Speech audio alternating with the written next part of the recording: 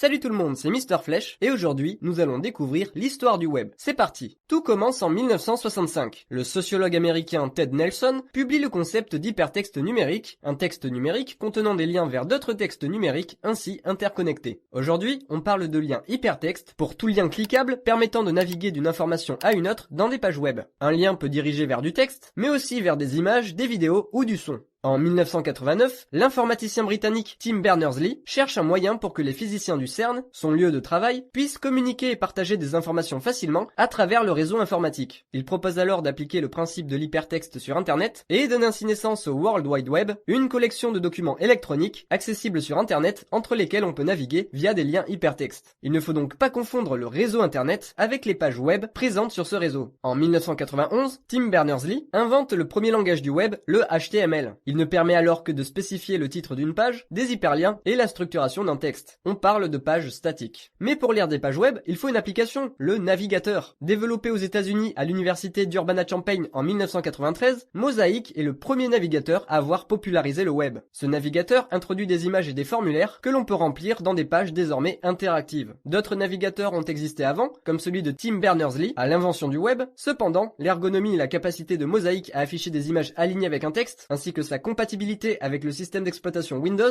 l'imposent au grand public. Par la suite, les pages web s'enrichissent, intégrant des langages comme le PHP et le JavaScript, publiés en 1995 et qui les rendent alors dynamiques. Le web se démocratise donc dans les années 90. Et parmi les premiers usages qui apparaissent dès l'origine, on trouve les achats. En 1994, le commerce en ligne prend son envol avec la première transaction sécurisée pour l'achat d'un album du chanteur Sting. Cependant, on trouvait les premières traces du commerce en ligne dès 1971 sur l'ARPANET, où des étudiants vendaient entre autres des produits illicites. Et en France, on pouvait faire des achats en ligne depuis 1982 via le Minitel, une sorte d'ancêtre du web entièrement textuel et accessible via les lignes téléphoniques. En 2001, les pages web sont standardisées grâce au DOM, Document Object Model, qui présente les pages comme un arbre dont les branches seraient ses titres, ses boutons, etc.